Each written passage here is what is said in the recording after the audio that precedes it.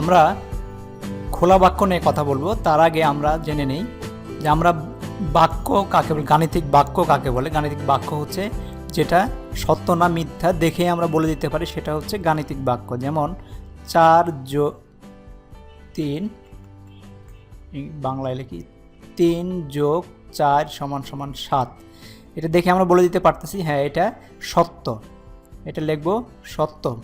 এবং আবার বলে দিতে পারি যেমন 3+4=9, এটা মিথ্যা। তো এইসব যেগুলো আমরা দেখা মাত্রই বলে দিতে পারতেছি সেগুলো হচ্ছে আমাদের বন্ধ বাক্য। বন্ধ বাক্য মানে এটার আর পরিবর্তন হবে না, অপরিবর্তনশীল বাক্য। গাণিতিক বাক্যগুলোকে আমরা বন্ধ বাক্য বলি বা ক্লোজ সেন্টেন্স বলে। আর খোলা বাক্য যদি এরকম হয়, যেমন আমরা এর আগে করেছি, একটা বক্স দিয়েছি শূন্যস্থান +4=7, এটা দেখে আমরা বলতে পারবো না যে এই বাক্যটা সত্য না মিথ্যা। এই খোলা বাক্য যদি আমি 1 বসাই তাহলে দেখা যাবে 1+4=7, এটা হচ্ছে মিথ্যা, বলতে পারতেছি না। তারপর 2+4=7, এটাও মিথ্যা। 3+4=7, এটা হচ্ছে সত্য। তার মানে আমাদের এই ঘরে এক একটা সংখ্যা বসায় আমাদেরকে প্রমাণ করতে হচ্ছে যে কোনটা সত্য। তো এগুলো হচ্ছে খোলা বাক্য, যেখানে আমাদের জিনিসটা খোলা আছে। খোলা বলতে বোঝো যে আমাদের খোলা একটা জায়গা আছে, ওখানে যে কোনো জিনিস বসতে পারে। ধরো তোমার কাছে যদি একটা গ্লাস থাকে, ওই গ্লাসে কতটুকু পানি থাকবে সেটার উপর নির্ভর করে, তোমার পানি ঢালার উপরে নির্ভর করে বুঝতে পারবা যে কতটুকু পানি আছে, কিন্তু শুধু গ্লাস দিয়ে বলতে পারবা না যে এখানে কতটুকু পানি থাকতে পারে। তো এই জন্যে এর মধ্যে আমাদের এগুলোকে খোলা বাক্য বলে, যেখানে আমাদের অঙ্ক করে সত্য মিথ্যা বের করে তারপরে বলতে হয় যে এটা সত্য না মিথ্যা। কারণ আমরা দেখা মাত্রই বলতে পারি না, এখানে যেরকম দেখা মাত্রই বলে দিলাম, এখানে দেখা মাত্রই বলতে পারি না দেখে এটাকে আমরা খোলা বাক্য বলি।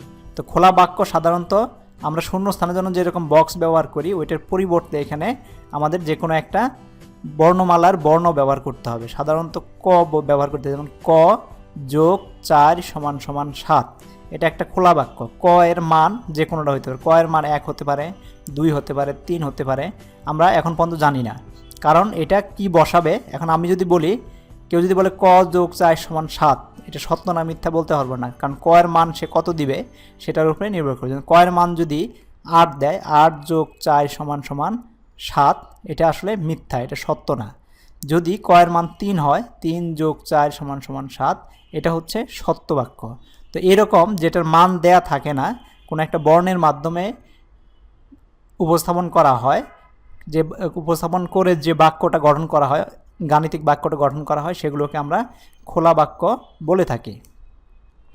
যেমন এখানে 2x ক+7=45, এটা দেখা মাত্রই আমরা বলতে পারতেছি না, কারণ ক এর মান কত হবে সেটা আমরা জানি না। যতক্ষণ পর্যন্ত ক এর মান জানবো ততক্ষণ পর্যন্ত এটা সত্য না মিথ্যা সেটা বলতে পারবো না। তো এইসব অঙ্কগুলোকে আমরা এই অঙ্কগুলোকে, খোলা বাক্যগুলোকে আমরা বিশেষ প্রতীক, যেরকম অক্ষর বা বর্ণমালার মাধ্যমে আমরা উপস্থাপন করে থাকি, সেগুলোকে আমরা খোলা বাক্য বলি। এবং এগুলোকে আমাদের ক্যালকুলেশন করতে হয়, মানে অঙ্ক করে বের করতে হয় যে এটা সত্য না মিথ্যা। ক এর মান কত হলে এটা 45 হবে, মানে এই বাক্য =45 হবে, সেটা আমাদের অঙ্ক করে বের করতে হবে। তো এই অঙ্ক করার নিয়মটা হচ্ছে, একটু মুছে দেই,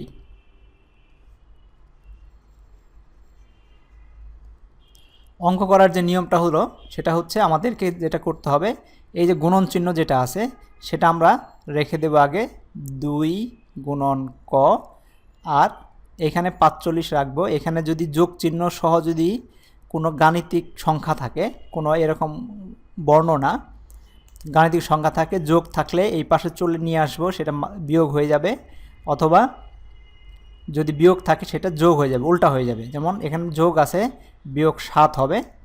আর এখানে আমরা দেখব 2 × ক = এখান থেকে বিয়োগ করে দিলাম, 7 বিয়োগ করে দিলে হচ্ছে 38।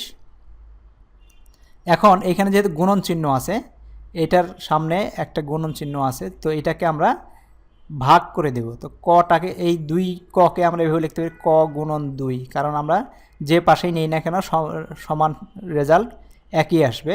এভাবে যদি দেখি 38, তো এখন 2 গুণন থাকলে গুণন চিহ্নটা উল্টা ভাগ হয়ে যাবে, ভাগ থাকলে গুণন হয়ে যাবে। তো আমাদের ক সমান সমান 38, আমরা ভাগটাকে এভাবেও লিখতে পারি 2। এখন যদি কেটে দেই তাহলে হচ্ছে 19, 19 দুগুণে 38, এটা যদি কেটে দেই আমরা এইভাবে লিখতে পারি 19। তো এইভাবে ক এর মান আমরা বের করলাম 19। এখন আমরা বলতে পারি যে ক এর মান যদি 19 হয় সেই ক্ষেত্রেই শুধু আমাদের এই বাক্যটা সত্য, আর অন্য ক্ষেত্রে এই বাক্যটা মিথ্যা।